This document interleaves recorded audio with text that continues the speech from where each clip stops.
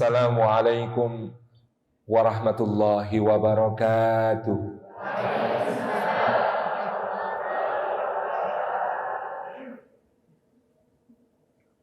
Alhamdulillahi wa kafa, wassalatu wassalamu ala rasulil mujtaba, sayyidina wa habibina wa syafi'ina wa maulana Muhammadinil Mustafa wa ala alihi wa sahbihi ahli sidqi wal wafa, thumma ala kulli man ittaba'al huda.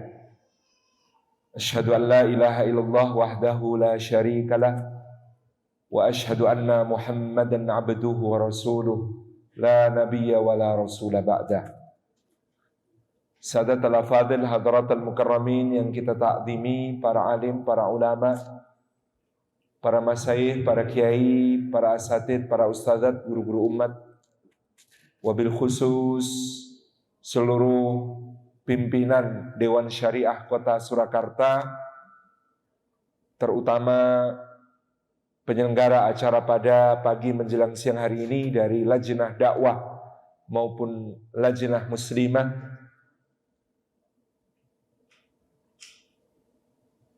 bil khawasil khusus guru kita semua Ustadz Uqbah Aziz, dan seluruh hadirin hadirat muslimin muslimat, mukminin mukminat, salihin salihat semuanya, rahimani wa rahimakumullah. Puji syukur kita aturkan kehadirat Allah atas limpahan karunia-Nya. Di hari mulia, di tempat mulia ini kita dihimpunkan. Mudah-mudahan setiap langkah yang kita tempuh, tiap tapaknya menggugurkan dosa-dosa kita, meninggikan derajat kita di sisi Allah Subhanahu wa ta'ala, dan menjadi pemudah jalan kita semua menuju surga. Serta duduk kita semua, termasuk dalam sabda Rasulullah sallallahu alaihi wa alihi wasallam, majtama'a qaumun fi baitin min buyutillah yatluna kitaballah wa yatadarasunahu bainahum illa ghasyyathumur rahmah wa hafatsumul malaikah wa nazalat alaihimus sakinah wa dzakarahumullahu fi man 'indah. Rawahu Muslim wa sahih. Tidak berhimpun satu kaum di satu rumah di antara rumah-rumah Allah, di dalamnya mereka membaca kitabullah dan mengkaji isinya di antara mereka, melainkan mereka itu dicurah-curahi rahmat Allah, dinaungi sayap-sayap malaikat yang memohonkan ampunan untuk mereka, diturunkan sakinah ke dalam hatinya, dan disebut-sebut nama kita semua dengan bangga pada makhluk-makhluk mulia yang ada di sisinya. Salah satu hal yang selalu kami ingat, pelajaran dari guru kita semua, Allahu yarham, Kiai Haji Dr. Muhammad Muainuddinillah, adalah apapun tema yang akan kita bicarakan dalam satu majelis, kita mulai dari Al-Quranul Karim. Maka umat Islam ternyata adalah umat sejarah. Umat yang oleh Allah diminta untuk belajar sejarah paling tidak sehari semalam 17 kali. Minimal. Yakni di dalam setiap rakaat salat, di mana rukun salat kita di setiap rakaat adalah membaca suratul Fatihah. Suratul Fatihah itu dimulai dengan ma'rifatullah, mengenal Allah Subhanahu wa ta'ala. Bismillahirrahmanirrahim. Bismillahi ngawiti ingsun kelawan nyebut asmane Gusti Allah, sifate Allah Ar-Rahman, zat kang moho welas asih ing dalem donya lan akhirat. Sifate Allah maneh Ar-Rahim, zat kang welas asih ing dalem akhirat bloko. Dulu kalau mondok mulai ngaji maknainya begitu. Jadi kita mengenal Allah dan Allah menghendaki agar dia dikenal dengan sifatnya Ar-Rahman dan Ar-Rahim seba'da lafdzul jalalah Allah. Allah memperkenalkan dirinya dengan rahmatnya, baik rahmat yang umum maupun rahmat yang khusus. Maka ada yang disebut kasih, ada yang disebut sayang. Kalau kasih itu tidak pilih-pilih. Kalau sayang itu tidak berbatas, tidak berbilang. Maka jangan seneng dulu kalau dikasih, karena dikasih belum tentu disayang. Kalaupun disayang, biasanya dikasih. Kalaupun tidak dikasih, pasti karena sayang. Jadi jangan senang dulu kalau dikasih, karena dikasih belum tentu disayang. Tapi kalau disayang, biasanya dikasih. Kalaupun tidak dikasih, pasti karena sayang. Jangan senang dulu kalau dikasih, karena Fir'aun dikasih kekuasaan, karena Qarun dikasih kekayaan, karena Abu Lahab diberi nasab mulia. Semua dikasih, tapi tidak disayang. Tapi kalau disayang, biasanya dikasih. Nabi Yusuf dikasih ganteng, kayak sebelah saya. Nabi Sulaiman dikasih kaya dan kuasa. Meskipun aja juga semua ungkapan kasih sayang Allah, ada yang dikasih sakit, ada yang dikasih musibah, ada yang dikasih ujian. Tapi kalau disayang itu mestinya dikasih. Pasti terasa. Sayangnya itu terasa. Karena kalaupun tidak dikasih, pasti karena sayang. Kayak anak kita umur 3 tahun, minta korek api, minta petasan, minta bensin, minta silet, minta gunting. Dikasih mboten, Bu? Kenapa tidak dikasih? Sayang. Karena rahmat Allah mendahului murkanya. Allah ingin dikenal dengan sifatnya yang maha pengasih, maha penyayang. Kalau sudah kenal, apa yang terjadi, Bu? Kalau sudah kenal, apa yang terjadi? Sayang, cinta. Maka kita mengungkapkan cinta kita kepada Allah dengan Alhamdulillahi Rabbil Alamin. Karena orang yang sayang, orang yang cinta pasti memuji. Maka alhamdu utawi sekabehane puji kang patang perkara. Rupane puji kang patang perkara, pujine Allah marang Allah, pujine Allah marang makhluk, pujine makhluk marang Allah, pujine makhluk marang makhluk. Itu semua hakikatnya adalah kepada Allah. Karena yang kita puji adalah yang ada di balik semua keindahan, di balik semua kebaikan, di balik semua kenikmatan, di balik semua hal yang dianugerahkan. Itu Allah. Semua hakikatnya memuji Allah. Saya memuji beliau, memuji penciptanya.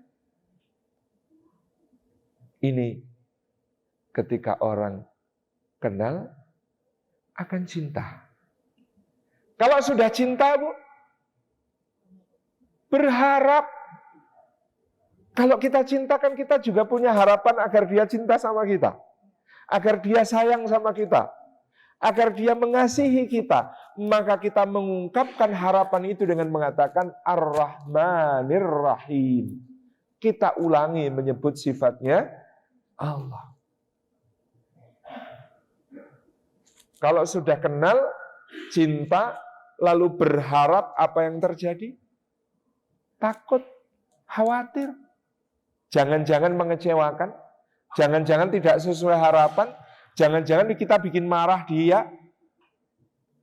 Maka ungkapan takut itu adalah Maliki Yaumiddin, mengagungkan Allah sebagai penguasa, pemilik hari pembalasan. Kalau sudah kenal, lalu cinta, lalu harap, lalu takut.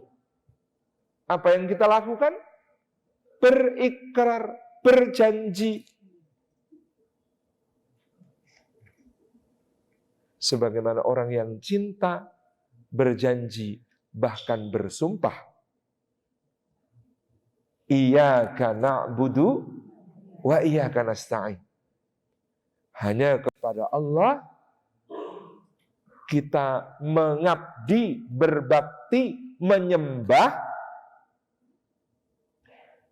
Dan ternyata untuk berbakti, mengabdi, menyembah kepada Allah, kita tidak bisa tanpa pertolongan Allah. Maka wa iyyaka nasta'in, kepadanya pula kita memohon pertolongan agar bisa berbakti, mengabdi, menyembah secara sebaik-baiknya. Sebab innallaha thayyibun la yaqbalu illa thayyiba. Gusti Allah itu maha bersih, maha baik, maha indah. Tidak menerima kecuali yang bersih, yang baik, yang indah. Ketika kita mengatakan inna salati wa nusuki wa mahyaya wa mamati lillahi rabbil alamin. Sesungguhnya salatku, ibadahku, hidupku, matiku untuk Allah. Pantas tidak kalau salat ceng-ceremen, ibadah yang bolong-bolong, yang compang-camping, bodol-bodol, hidup yang gak karu-karuan, mati yang belum jelas, kita persembahkan kepada Allah. Maka untuk bisa mengucapkan inna salati wa nusuki wa mahyaya wa mamati lillahi rabbil alamin wa iyyaka nasta'in, kita memerlukan pertolongannya Allah supaya salat kita khusyuk, supaya ibadah kita ikhlas, supaya hidup kita lillah, supaya mati kita husnul khatimah. Itu tetap perlu pertolongannya Allah. Maka iyyaka na'budu wa iyyaka nasta'in. Sudah kenal, sudah cinta, sudah berharap, sudah takut, sudah berjanji, sudah berikrar. Yang berikutnya kita berdoa, kita meminta, kita memohon-mohon kepada yang kita cinta itu. Allah Subhanahu wa taala, permintaan kita iyyaka ihdinas siratal mustaqim. Tunjukkan kepada kami ya Allah jalan yang lurus, jalan yang sampai kepada Engkau, jalan yang Engkau ridhoi. Maka Allah, di sini yang tadi saya katakan di awal, mengajak kita sebagai orang mukmin, orang muslim untuk menjadi pembelajar sejarah. Karena untuk menemukan jalan lurus itu kita harus mempelajari siratal ladzina an'amta alaihim ghairil maghdubi alaihim waladdallin. Kita harus mempelajari jalannya orang-orang yang telah dianugerahkan nikmat kepada mereka oleh Allah. Adam, Idris, Nuh, Hud, Salih, Ibrahim, Lut, Ismail, Ishak, Yakub, Yusuf, Ayub, Syuaib, Musa, Harun, Dzulkifli, Dawud, Sulaiman, Ilyas, Alyasa, Yunus, Zakaria, Yahya, Isa, sampai Muhammad alaihi wassalatu wassalam. Ini jalan orang-orang yang dianugerahi nikmat. Jalan seperti merekalah yang ingin kita tempuh. Maka dengan petunjuk yang Allah anugerahkan kepada mereka, kita menemukan jalan itu. Ketika kita melanggar larangan Allah, maka jalan kembalinya adalah seperti yang diucapkan Adam alaihissalam. Rabbana zalamna anfusana wa illam taghfir lana wa tarhamna lanakunanna minal khasirin. Itu doa yang tidak terlalu cocok diaminkan. Karena bunyinya, wahai Rabb kami telah mendolimi diri kami sendiri. Jika Engkau tidak mengampuni dan merahmati kami, niscaya kami termasuk orang yang rugi. Itu kan kalau diamini potong-potongan bahaya. Kemudian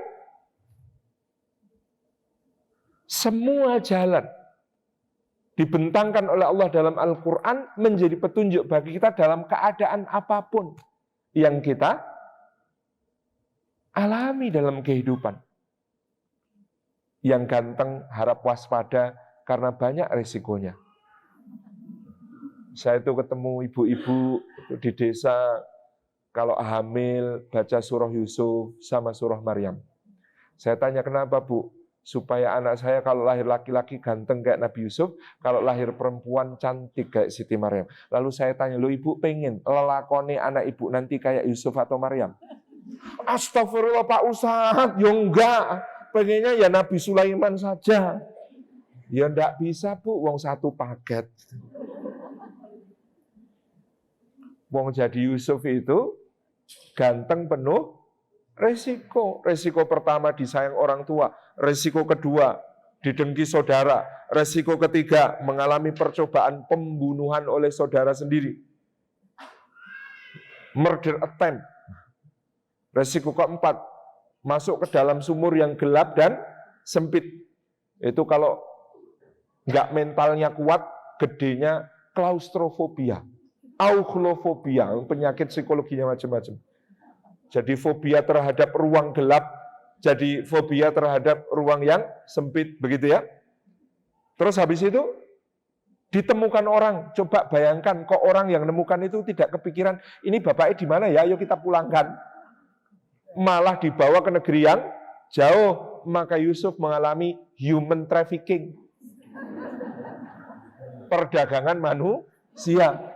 Dijual lalu menjadi budak, maka Yusuf mengalami slavery, perbudakan. Ketika menjadi budak, Yusuf mengalami sexual abuse, kekerasan seksual, sampai bajunya sobek. Oh, kurang apa lagi? Jadi kalau ada film Joker mengatakan orang jahat adalah orang baik yang terdolimi. Nabi Yusuf kalau dalilnya begitu berhak menjadi orang paling jahat. Habis itu sudah jelas benar karena bajunya sobek belakang, malah difitnah dia yang salah.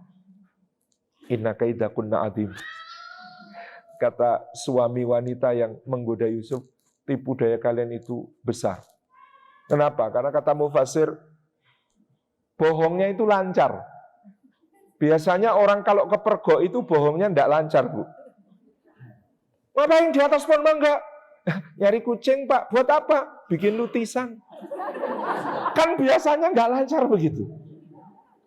Ini tuh lancar gitu. Oh suamiku, apa hukumannya orang yang kamu telah berbuat baik kepadanya tapi justru melakukan hal yang tidak patut kepadaku kecuali engkau siksa dengan siksaan pedih atau engkau penjarakan.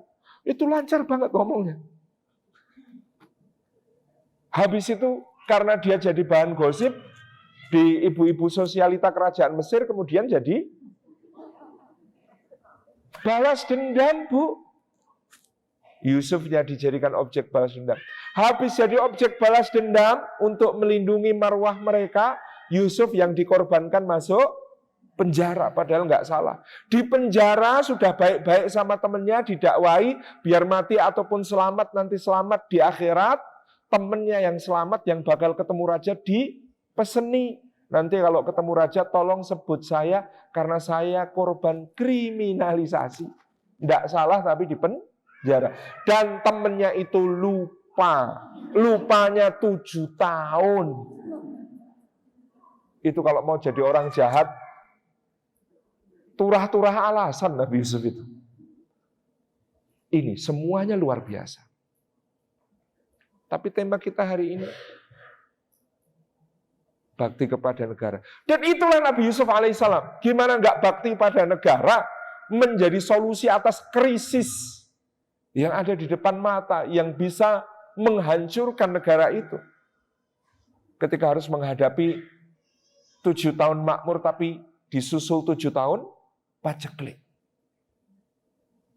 Dan inilah jalan yang luar biasa ini kita pelajari setiap hari.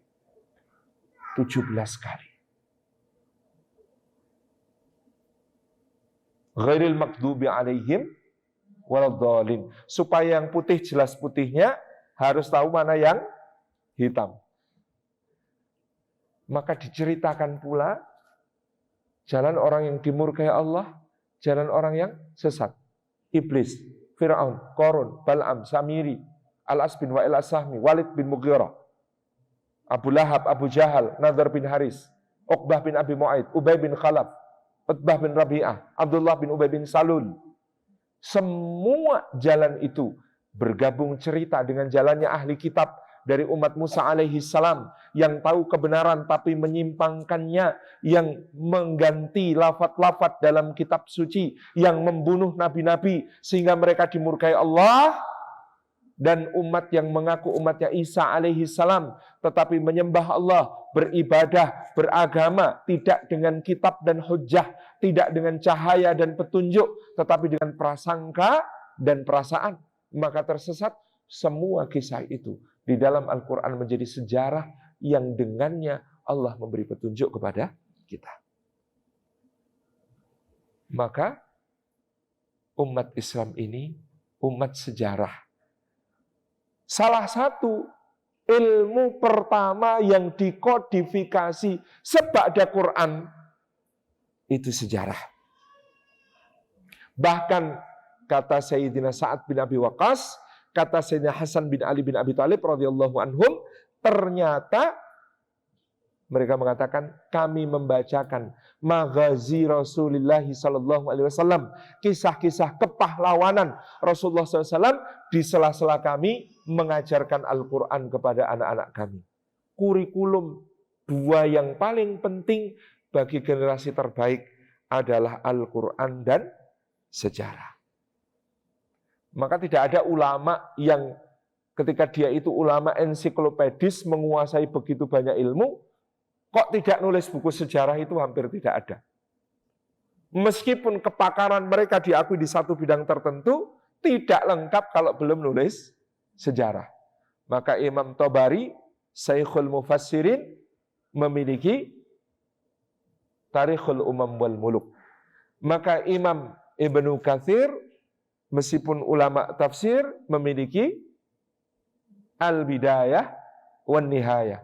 Maka Imam Suyuti, semua bidang ilmu beliau nulis, dalam sejarah beliau menulis Tarikhul Khulafa dan lain sebagainya. Nah, kita mulai dari Surakarta. Pada bulan yang sama, bulan Agustus tahunnya 1772. Ada 2 orang ditangkap oleh pasukan Raden Adipati Sosrodiningrat, pepatih dalam Kasunanan Surakarta. 2 orang ini bernama Haji Muhammad Idris dan Haji Besari. Kenapa mereka ditangkap? 2 orang ini, Haji Muhammad Idris dan Haji Besari, diketahui membawa 3 pucuk surat. 3 pucuk surat ini berhasil dicegat. Alamat yang dituju, yang pertama Sri Sultan Hamengkubuwono I di Yogyakarta. Alamat kedua Kanjeng Gusti Pangeran Adipati Arya Mangkunegara di Mangkunegaran. Alamat ketiga Sri Susuhunan Pakubuwono III di Surakarta. Jadi 3 alamat yang dituju adalah raja-raja dinasti Mataram. Siapa pengirim suratnya? Namanya Abdus Somad Al-Falimbani. Syekh Abdus Somad yang berasal dari Palembang, bukan Pekanbaru. Syekh Abdus Somad yang berasal dari Palembang, mufti Masjidil Haram pada saat itu. Karena patih pada masa itu punya dualisme kesetiaan, bukan hanya kepada rajanya, tetapi kepada kolonial Belanda, maka surat yang dicegat oleh pasukan Raden Adipati Sosrodiningrat itu disita tidak diberikan kepada alamat yang dituju, tetapi diberikan kepada residen Belanda FC Stalendorf. Surat itu lalu diminta untuk diterjemahkan oleh Sekretaris Keraton Surakarta yang namanya Ki Carik Kertoboso. Ki Carik Kertoboso menerjemahkan surat itu, kemudian bersama FC Stalendorf menuliskannya ke dalam bahasa Belanda, lalu terjemahan bahasa Belandanya dikirim kepada Gubernur Jenderal Petrus Albertus van der Para di Batavia. Membaca terjemahan surat ini, Gubernur Jenderal VOC di Batavia, Petrus Albertus van der Para, tidak bisa tidur 3 hari 3 malam. Apa isi suratnya?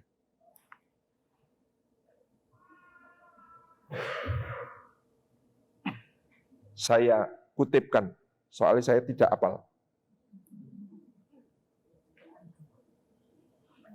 Sudah habis tak pakai ngapalkan yang tadi saya sampaikan.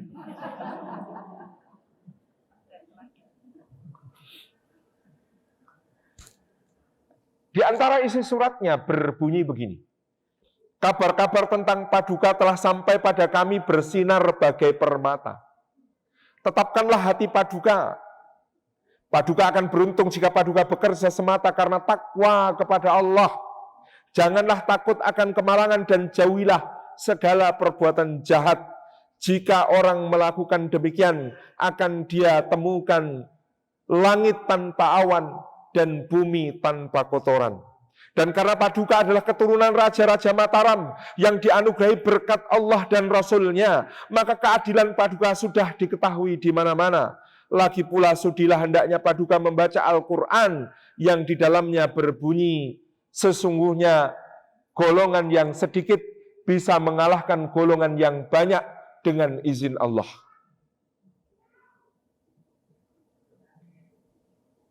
Lagi pula sudilah hendaknya Paduka membaca dan mempertimbangkan bahwa dalam Al-Quran tertulis ayat yang menyatakan bila seseorang mati dalam perang sabil, katakanlah bahwa dia sama sekali tidak mati. Mungkin ini terjemahannya karena ya tidak akurat. Artinya awalnya adalah berbunyi, jangan kamu katakan bahwa mereka itu mati.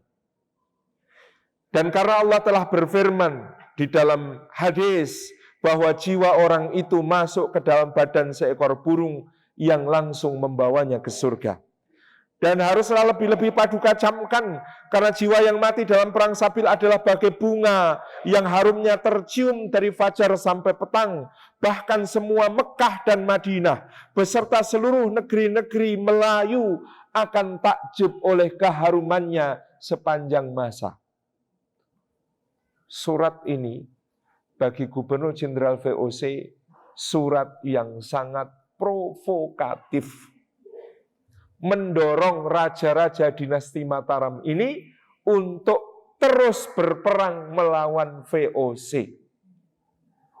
Dan dibawa oleh 2 orang haji yang baru pulang dari Mekah, Haji Muhammad Idris dan Haji Besari. Maka saya menulis tentang keduanya ini dalam satu judul artikel saya yang tajuknya Haji Manusia Berbahaya. Berbahaya bagi siapa? Berbahaya bagi penjajah. Syekh Abdul Somad Al-Falimbani sendiri ternyata menulis bukan hanya 3 surat ini. Kalau dikumpulkan ada lebih dari 40 surat yang beliau tulis untuk seluruh raja-raja di Kepulauan Nusantara untuk bangkit berjihad melawan VOC. Surat-surat itu lalu kemudian dikumpulkan salinannya menjadi satu kitab. Kitab itu berjudul Nasihatul Muslimin wa Tadhkiratul Mu'minin fi Fadhailil Jihadi wa Karamatil Mujahidin. Masya Allah. Kitab yang judulnya Nasihat Kaum Muslimin dan pengingat kaum mukminin tentang keutamaan jihad dan kemuliaan para mujahid. Jadi di tahun itu, tahun 1772, Syekh Abdul Somad Al-Falimbani yang bermukim di Mekah mengobarkan semangat perjuangan dan perlawanan, cinta tanah air kepada kaum muslimin di Nusantara melalui surat-surat untuk para raja dan para penguasa di berbagai wilayah. Dan ini menjadikan kita memahami betapa kemudian para ulama selalu membimbing, mendampingi, tidak pernah meninggalkan semangat untuk berjihad. Maka sering saya ulang-ulang, di dalam preambul konstitusi kita, dalam pembukaan Undang-Undang Dasar 1945, tertulis satu kalimat yang sangat luar biasa. Bunyinya, atas berkat rahmat Allah yang Maha Kuasa dan dengan didorongkan oleh keinginan luhur supaya berkehidupan kebangsaan yang bebas, maka rakyat Indonesia menyatakan dengan ini kemerdekaannya. Rahmat Allah dalam bentuk apa? Satu, Islam. Karena kalau saja Islam tidak hadir dengan dakwah yang masif 1 abad sebelum kedatangan penjajah, kita tidak tahu seperti apa nasib kepulauan ini. Bu, Amerika itu dijajah. Sebelum kedatangan Christopher Columbus, Hernando Cortés, Francisco Pizarro, Amerigo Vespucci, dan semua penjajah dari barat di benua Amerika diperkirakan oleh para sejarawan masa kini menetap 50 sampai 110 juta orang asli Amerika yang disebut salah kaprah sebagai orang Indian.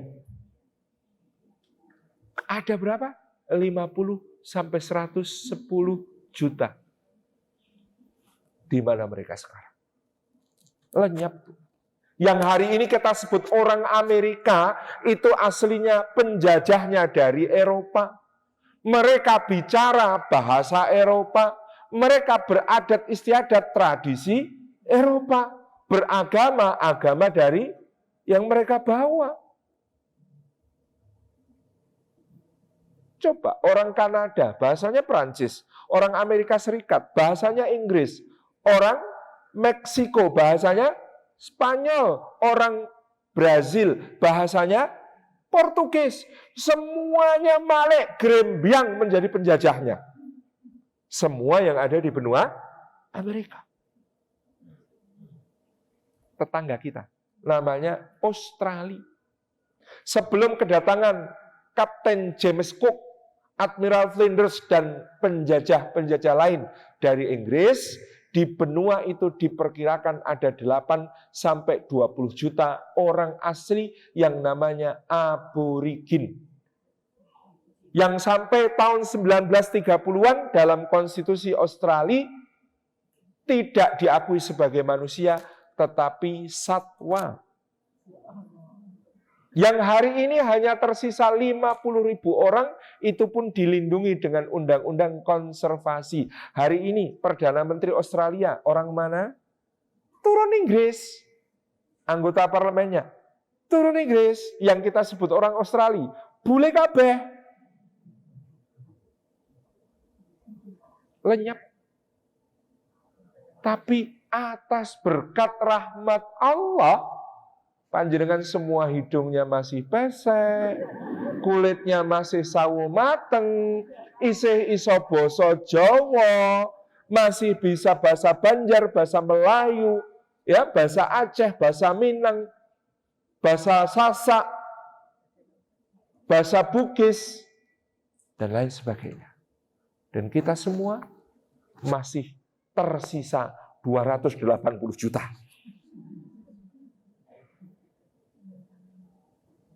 Maka apa yang terjadi? Sama-sama dijajah, tetapi kita mensyukuri negeri ini atas berkat rahmat Allah. Sehingga karena Islam di sini, mungkin Belanda itu lama, tapi bahkan sebelum Belanda, ketika yang datang Portugis, Spanyol, umat Islam itu tidak pernah diam, dan itu selalu digerakkan oleh para ulama dan pemimpin-pemimpin Islam.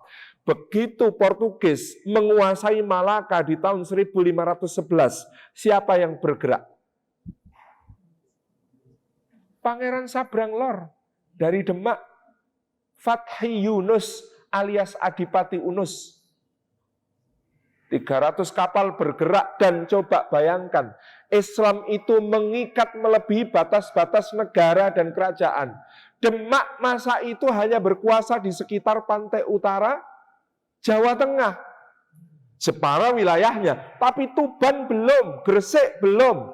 Dan ini bergabung pula Cirebon, bergabung pula Banten, bergabung pelaut-pelaut Bugis, bergabung pelaut Banjar, bergabung angkatan perang dari Palembang, dari Jambi, dan bahkan angkatan laut Kesultanan Aceh di bawah satu komando.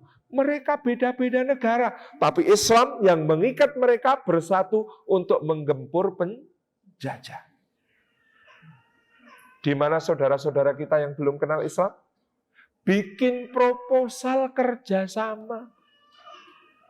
Raja Samiam dari Pajajaran mengirim utusan ke Portugis di Malaka, monggo lo kalau mau bikin pangkalan di tempat kami sediakan pelabuhan yang strategis, namanya Sunda Kelapa. Silakan Portugis bikin benteng di sana dan kantor dagang, ahlan wa sahlan, wilujeng sumping.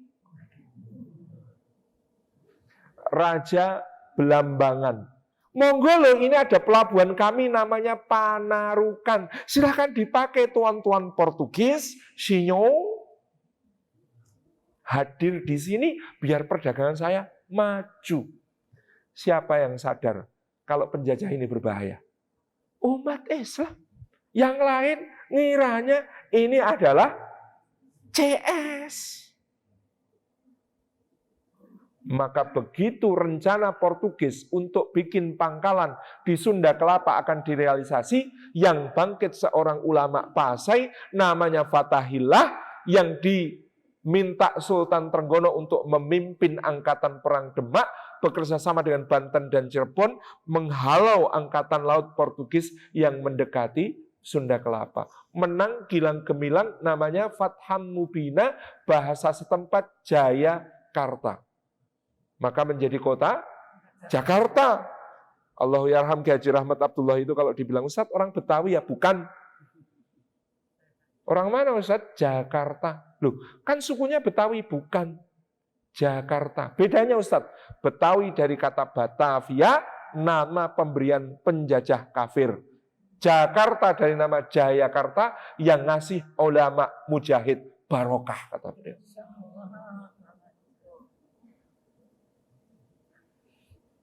Jadi yang bangkit itu umat Islam. Dan sejak Pati Unus maupun Fatahillah, yang namanya jihad di Kepulauan Nusantara itu tidak pernah putus. Hanya ganti tempat, ganti pelaku, tapi seluruh bumi Nusantara ini barokah karena tersiram darah para mujahid, darah para syuhada. Alauddin Riayat Shah dari Aceh sampai ngirim utusan ke Turki Utsmani, tolong kami berhadapan dengan musuh yang senjatanya meriam-meriam besar. Kami tahu teknologi meriam ada di Turki Utsmani, ajari kami. Sampai kemudian insinyur-insinyur meriam dari Turki Utsmani dikirim ke Aceh. Membuat kapal-kapal yang bisa dimuati meriam juga. Karena kalau kapal biasa, miring kena meriam itu. Nggak kuat, oleng. Sampai harus alih teknologi seperti itu untuk melawan penjajah. Maka bangkit generasi berikutnya. Babullah Datu Syah di Ternate memanggul jasad ayahandanya yang berlumuran darah karena dibunuh oleh Portugis di benteng mereka dengan khianat. Mengaumkan sumpah soya-soya, kemudian mengatakan tidak satu jengkal pun bumi Nusantara Timur halal diinjak oleh orang-orang kafir itu. Maka 3.000 kapal dayungnya yang disebut Angkatan Perang Kora-Kora dipimpin oleh Kapita Kalakinka, Kapita Ruhubongi, Kapita Ambon, dan para penguasa wilayahnya menggempur semua kedudukan Portugis di Nusantara Timur sampai mereka akhirnya menyerah dan hanya diberi izin tinggal di Pulau Timur, bagian timur yang hari ini disebut sebagai Timor Leste. Kalau bukan karena Babulah Datusyah, maka Nusantara Timur itu semuanya kayak Timor Leste. Sangat luar biasa. Berganti-ganti. Ketika penjajahnya berganti, yang berjihad juga berganti. Iskandar Muda di Aceh masih berhadapan dengan Portugis. Tapi Sultan Agung Hanyokrokusumo di Jawa sudah harus berhadapan dengan VOC. Seorang ulama di Makassar namanya Syekh Yusuf mendampingi Hasanuddin berjihad melawan Cornelis Spelman ketika Gua Tallo kerajaannya kalah dan Hasanuddin dipaksa menandatangani perjanjian Bungaya. Syekh Yusuf berlayar menuju Banten, di Banten mendampingi Sultan Ageng Tirtayasa berjihad melawan VOC. Ketika Sultan Ageng Tirtayasa ditangkap, Syekh Yusuf dibuang ke Sri Lanka. Di Sri Lanka yang waktu itu adalah pelabuhan transit haji, beliau tetap berceramah, beliau tetap mengobarkan perlawanan melawan VOC. Maka beliau dibuang lagi ke Afrika Selatan. Di Afrika Selatan tidak berhenti berdakwah, hingga hari ini makamnya dimuliakan oleh seluruh rakyat Afrika Selatan. Bahkan Nelson Mandela pernah berpidato di depan makamnya mengatakan, Syekh Yusuf mungkin dari Indonesia, tapi dia adalah pahlawan bagi seluruh rakyat Afrika. Ulama itu begitu. Maka munculnya Syekh Abdul Somad Al-Falimbani tadi, yang dengan pedulinya mengirim surat ke Nusantara, itu bukan fenomena aneh. Dan darah perlawanan, semangat perlawanan dari Masjidil Haram itu diturunkan kepada murid beliau namanya Syekh Dawud Al-Fatani. Fatani itu berarti dari mana? Patani, Thailand Selatan sekarang. Tapi dulu negeri-negeri Patani, Yala, Naratiwat yang sekarang bagian dari negara Thailand itu dulu disebut sebagai Biladul Jawa, negeri-negeri Jawa. Seluruh wilayah muslimin Nusantara itu namanya Biladul Jawa, negeri-negeri Jawa. Maka ulama-ulama dari Biladul Jawa di Masjidil Haram disebut sebagai Ashabul Jawiyin, ulama-ulama negeri Jawa. Maka dulu ulama-ulama ini menulis dalam bahasa Melayu, bahasa Jawa, tapi tulisannya pegon, tulisannya huruf Arab. Maka hari ini orang Malaysia menulis dalam bahasa Melayu pakai tulisan Arab, tulisannya disebut tulisan Jawi. Coba jenengan tanya saudara-saudara kita Malaysia, itu tulisan apa? Kok huruf H tapi ada titiknya 3? Dibaca C. Kok itu huruf Ain tapi titiknya 3? Dibaca Nga. Gitu ya. Kok ada huruf Ba titiknya 3? Gitu ya. Kok ada huruf apalagi itu adalah tulisan Jawi. Syekh Dawud Al-Fatani ini bahkan kadang-kadang sebagai imam dan khotib Masjidil Haram, beliau ambil cuti. Untuk apa? Pulang ke Nusantara, ikut perang. Jadi beliau mendengar ada perang di wilayah ini. Pulang melok perang. Kalau saja tidak dicegat, bahkan beliau hampir bergabung dengan perang Diponegoro. Syekh Dawud Al-Fatani punya murid, namanya Syekh Muhammad Nawawi Al-Jawi Al-Bantani. Yang Syekh Muhammad Nawawi Al-Jawi Al-Bantani kenapa kok sampai hijrah ke Masjidil Haram? Pesantrennya di Tanara, di Banten, di bumi hanguskan oleh Belanda pasca perang Diponegoro, karena ini pesantren yang masih lengkap, mengajarkan fikihnya lengkap. Dulu setelah perang Diponegoro berakhir, pesantren itu ngajar fikih maksimal sampai fikih sholat. Harus balik lagi ke Toharoh. Karena kalau dibablas ke dari fikih sholat, nanti fikih zakat, nanti fikih haji, nanti fikih jihad. Pesantrennya di Tanara, di Banten, di Bumi Hausan Belanda, dia hijrah ke Masjidil Haram menjadi imam Haramain, Syekh Muhammad Nawawi Al-Jawi Al-Bantani. Lalu datang murid-murid beliau dan Nusantara, banyak sekali. Termasuk waktu itu di sana bermukim, ada Khatib Sambas. Kemudian datang murid berikutnya yang sangat cemerlang, namanya Ahmad Khatib Al-Minangkabawi. Maka Syekh Ahmad Khatib Al-Minangkabawi adalah satu penghubung terdahsyat bagi perjuangan bangsa Indonesia. Salah satu muridnya namanya Haji Abdul Karim Amrullah. HK, bapaknya Hamka. Panggilannya Haji Rasul. Pulang ke Minangkabau mendirikan Sumatera Tawalib.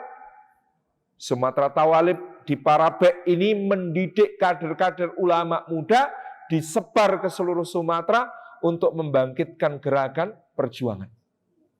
Salah satu muridnya lain namanya Muhammad Darwis dari Kauman Yogyakarta. Muhammad Darwis ini mengingatkan Syekh Ahmad Khatib pada salah satu gurunya yang cemerlang dalam berdiskusi dan berdebat, namanya Sayyid Ahmad Zaini Dahlan. Maka dikasih nama baru Ahmad Dahlan. Ketika Ahmad Dahlan pulang, beliau mengisi pengajian dari kampung ke kampung. Nama pengajiannya sesuai surat yang difokuskan untuk dipelajari. Maka ada pengajian Wal Ngasri di Wirobrajan, pengajian Wal Fajri di Karangkajen, pengajian Al Maun di rumahnya Pak Mangun di Kauman. Kemudian ada pengajian Al-Ikhwan di Kota Gede dan lain sebagainya. Dari pengajian-pengajian itu suatu hari misalnya yang terkenal adalah cerita di Kauman. Kok Al-Ma'un terus Kiai? Kapan ganti surat? Sudah diamalkan belum?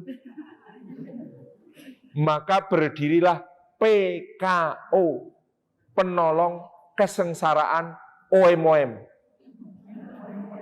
Sejarahnya PKO dari situ. Beliau itu ngajar agama, nawar-nawarkan diri.